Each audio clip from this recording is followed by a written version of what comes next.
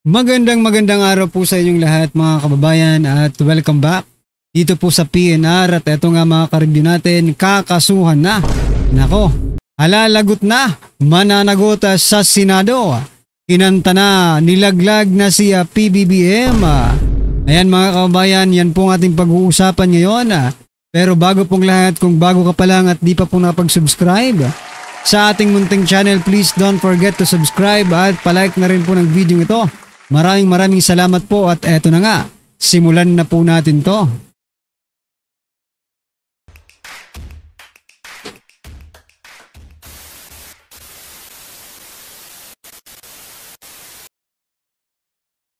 So yan mga kababayan, bago po natin muling pasadahan ang video ito, eto unahin po muna natin ang mga nagte-trending na mga balita dito po sa mundo ng social media at unahin nga po natin ito.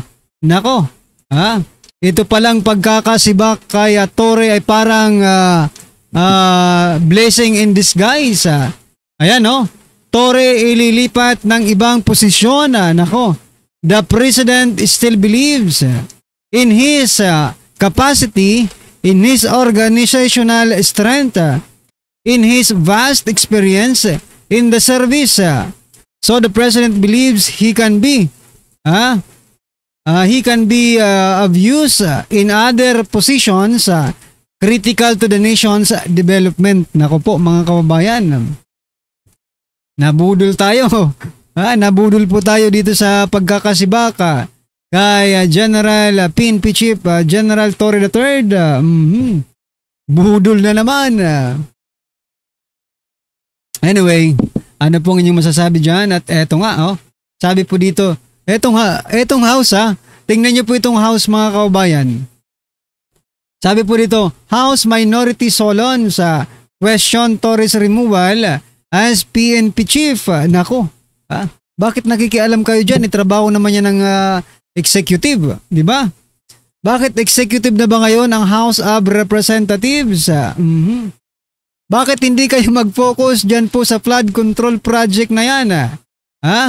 Na kinasasangkutan po ng inyong mga kasamahan dyan po sa House of Representatives. Yan mga kabayan. Sabi po dito sa balita, sa ABS-CBN News, yung mga sangkot sa flood control dapat ang sibakin, pero PNP Chief ang tinanggal. Anyari, tinanong ni Akbayan Party List Representative Percival Sidanya nang tanggalin sa posisyon si General Nicolas Torre III. Kaya nga bakit ganun? Tayo rin, napapatanong tayo, bakit si General Torre tinanggal? DPWH ang may problema.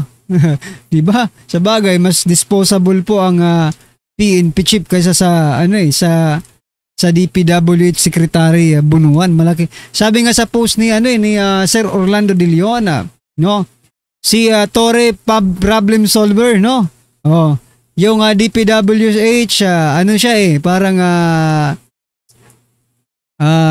puro gains lang ang binibigay. Saan ka? Sino ang isisibakin mo? Yung nagbibigay sa'yo? Or, di ba, yung problem solver lang, di ba? Anyway, yung pagkakakitaan kasi nandito po sa DPWH, kaya mahirap tanggalin yan, di ba? Kung baga, asset yan di ba? Ano po ang inyong masasabi dyan mga kababayan? At eto, kakasuhan. Eto mga ka-review natin. Mga kontraktor aarestuhin pala. Ay, kakasuhan yung nalagay ko. Pasensya na mga kababayan. Mga kontraktor aarestuhin kung iisnabin subpina ng Senado. Ayon po yan kay Senate President Chis Escudero. Sundin ang kautusan ng Senado under pain of arrest and ang proseso ng Senado ay susundan at susuriin namin. Sino mang nababanggit doon sa subpina ay ito na sana ay galangin nila kasi nakalagay naman doon na under pain or penalty of law at yun ay ang pag-aresto sa kanila. Di ba? Pag dumalo sa hearing kung sila ay hindi susunod sa subpina ng Senado. Ayan aarestuhin na. Ayan, mga kababayan. Di ano kayo ngayon? Kayong mga kontraktor, ginagawa nyong akala nyo kasi lahat ng mga politiko ay kasamahan ninyo. Posibleng kasamahan ninyo, pero sa panahon ngayon, ilalaglag kayong lahat. Yung mga sinubi na, huwag kayong magtago sa pangungurakot ng pondo. Harap-harapan yung ginagawa sa taong bayan. Pero ngayon pinagpapaliwanag kayo, nagtatago na kayo. Nako po, huwag naman ganon. Pera ng taong bayan yan Anyway, dugo at pawis ng mga Pilipino. Kinukurap lang ninyo. Tapos pag pinatawag kayo sa Senado, hindi kayo haharap. Nako po. Anyway, ano po ang inyong masasabi dyan mga kababayan? At eto, Senator Bongo nagsalita na. Kung walang mananagot dito, mapipilitan tayong isulong. Natanggalin na ang budget sa flood control project sa susunod na taon. Tama lang. Tama po yan. Diba? Kailangan may maparusahan dyan. Both contractors, kongresista, at mga legislators na involved. Mga local government na involved. Dyan po sa flood control anomalies na yan. Tama talaga yung sinasabi ni Senator Bongo. Na wag na munang bigyan ng pondo itong DPWH sa flood control project kapag walang mapanagot. Imposible namang walang managot dyan. Trillions ang pondo, may mga ghost project pa. Diba? May mga ghost project pa na ang lalaki po ng pondo wala namang nagawa. Under po yan ng administration ni President Bongbong Marcos Jr. Na nagmamalinis ngayon. Puro turo ngayon puro inspection, no? Is it a job of the president to inspect? Ako nagtatanong lang mga kababayan kasi si former President Duterte, kaya nga niya tinayo ang PACC, Presidential Anti-Corruption Commission, para hindi na po siya ikot ng ikot, no? Para tingnan yung mga corrupt na yan. Kasi mas marami pang mahalagang trabaho ang nag-aantay kesa po sa pag-iikot ninyo at pag-i-inspect. Hindi naman po kayo expert. Hindi naman kayo engineer. Di ba? Hindi naman kayo economist. Hindi naman kayo, ano pang pwede? Architect. Ay baka architect ito. Anyway, ano po ang inyong masasabi dyan mga kababayan? I-comment nyo na lang po at eto, pasadahan din po natin to.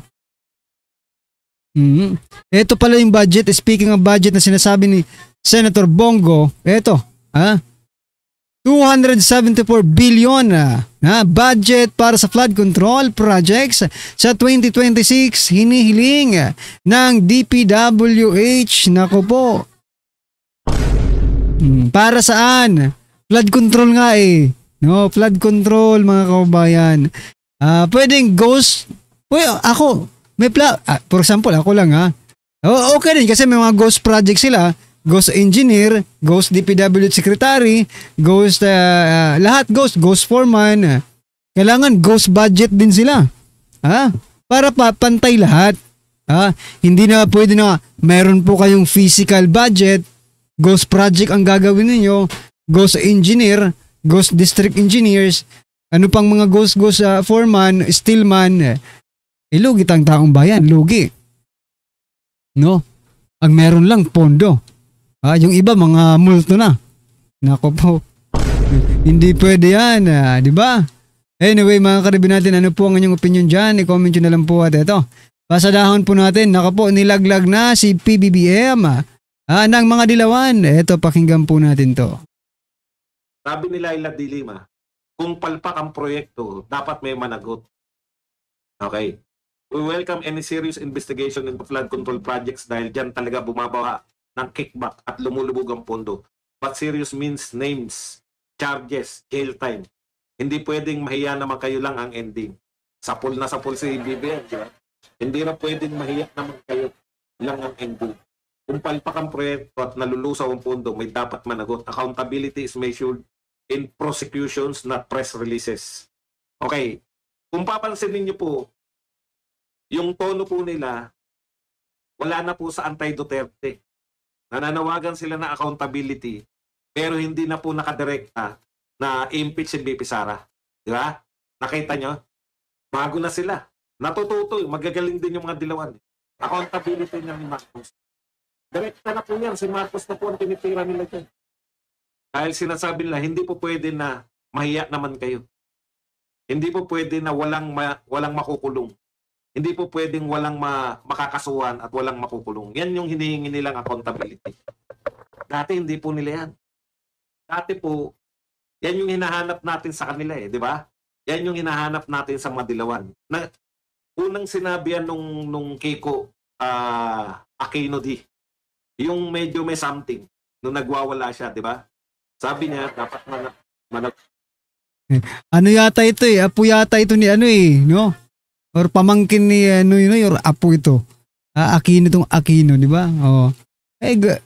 Ipinakita ko yun sa inyo, di ba? Yung parang siraulong nagsasalita, no? Hindi mo maintindihan, hindi mapakali. Galaw dito, galaw doon. Yan po siya yun, mga kababayan. Nagot yung mga Duterte, dapat managot yung mga Marcos. Dalawa na ngayon ang pinapanagot nila. Bakit po may ship yung mga dilawan, pati yung press? Bakit po nananawagan na sila ng accountability, no?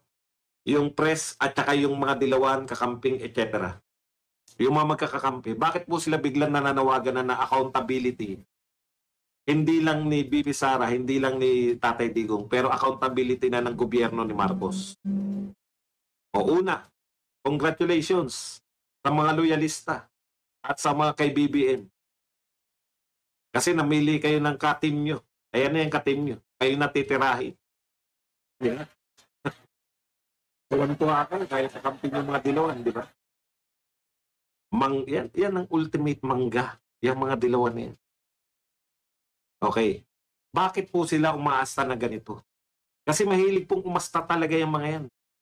Yung hindi na uubra, na Duterte lang ang singilin dahil sinisingil sila ng tao, na-isolate po sila sa tao. Ano yung panawagan natin? Kung totoong kayo ay nananawagan na accountability, bakit walang kumu-question sa inyo ng mga pagnanakaw sa pamahalaan? Bakit walang kumu-question sa inyo ng mga flood control projects? Bakit walang kumu-question? O, di ba?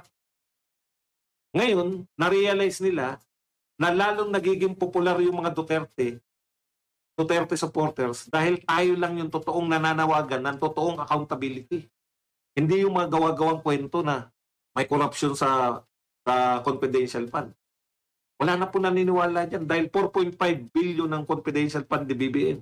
Ngayon 10 billion confidential and intelligence fund. Hindi naman nila. Kaya nga mga kababayan no? Ang sinasakyan lang po nila, no? Yung issue. Isipin mo 125 million over 4 point something billion na confidential fund. Kaya dapat lang na magsalita na kayo ngayon patungkol po dito sa flood control project na ito para makabawi naman kayo sa mga nagawa ninyong mga kasalanan. Okay? Ganun yun Inungkat. Diba? Hindi nila kayang ungkatin dahil confidential nga So hindi na po naniniwala sa kanila yung taong bayan pag sinabi nilang accountability. Dahil billion-billion, no? Kitang-kita ng taong bayan na walang matinong flood control projects. Tapos sinisingil nyo pa rin yung confidential fund ni BP Sara, 125 million pa rin. Samantalang po, billion-billion, hindi kayo nagsasalita. Uy, hanggang ngayon yung may sumisigaw pa rin ng mga politiko patungkol po sa confidential fund ni Vice President Sara Duterte. Kasi akala po nila ay madadivert po ang atensyon ng taong bayan papunta doon. Ang tagal-tagal nyo nang pinag-usapan yan. Ang tagal-tagal nyo nang binabato yan. Araw-araw na binabato nyo yan simula pa noon, di ba? Na confidential fund. Ngayon, ito naman pong pag-usapan natin. Flood control projects, no? Anomalies. Sabi nga po ni Senator Bongo, hindi pwede ang walang managot dito. Kapag walang managot dito, wala kayong budget. Tama lang. Kung sa akin nga lang, mga kabayan, may managot sa wala munang budget ngayon sa sunod na taon. Sa 2027 na. Para matuto naman tayo sa pagkakamali ninyo. Matuto kayo sa mga pagkakamali ninyo. Di ba? Kayong gumagastos eh. Sasabihin nyo, para sa taong bayan yan eh. Nasaan? Ganon din naman eh. Bibigyan nyo ng trillions of pesos na para dyan or billions of pesos para dyan sa flood control project, ghost project naman, napupunta lang sa kanila. Yung kwarta. Pinaghirapan po ng taong bayan, napupunta lang sa kanila. Yung effect, same. Yung effect ng bagyo, same lang. Same sa mayroong pondo at walang pondo. Doon na tayo sa walang pondo. Makakasave pa tayo, di ba? Yun. Nakikita ng tao na mga Duterte at Duterte supporters lang ang totoong nananawagan ng totoo po. Na totoo yung sinasabi na accountability sa mga magnanakaw sa gobyerno. Duterte lang po. Ayaw po nila noon. Gusto nila sila yung bida. Bida-bida eh. Kaya willing na po sila. Wala na silang oras eh. Ngayon, bago po taktika nila, hindi na po sila yung papagsakin muna mga Duterte tsaka madali nang katayin yung mga Marcos. Hindi na po sila sa ganun. Hindi nila kaya eh. Poporma na sila ngayon na sila yung kalaban ng Duterte pagdating ng 2028. Tablado na itong mga Marcos. Kahit wala tayong tulungan sa kanila, alam na nila na, tirahin na natin itong Marcos, hindi natin matira itong Duterte. Lalo tayong mawawala ng boto sa 2028 pag hindi natin tinira ngayon dahil lantad na yung mga Marcoses, yung pagiging, alam niyo na, yung inutil, walang silbi, no? Lantad na pero hindi natin tinitira. Lumalabas, nakakampi natin sila. Ayaw na natin. Disassociation. Unti-unti na nilang hinihiwalay yung sarili nila sa mga Marcos. So yan mga kababayan, ano pong inyong opinion, reaksyon patungkol po sa video ito, i-comment nyo na lang po sa baba. Para at least alam po nating mga kababayan ang inyong opinion. Maraming salamat po. Please don't forget to like the video. Maraming salamat po.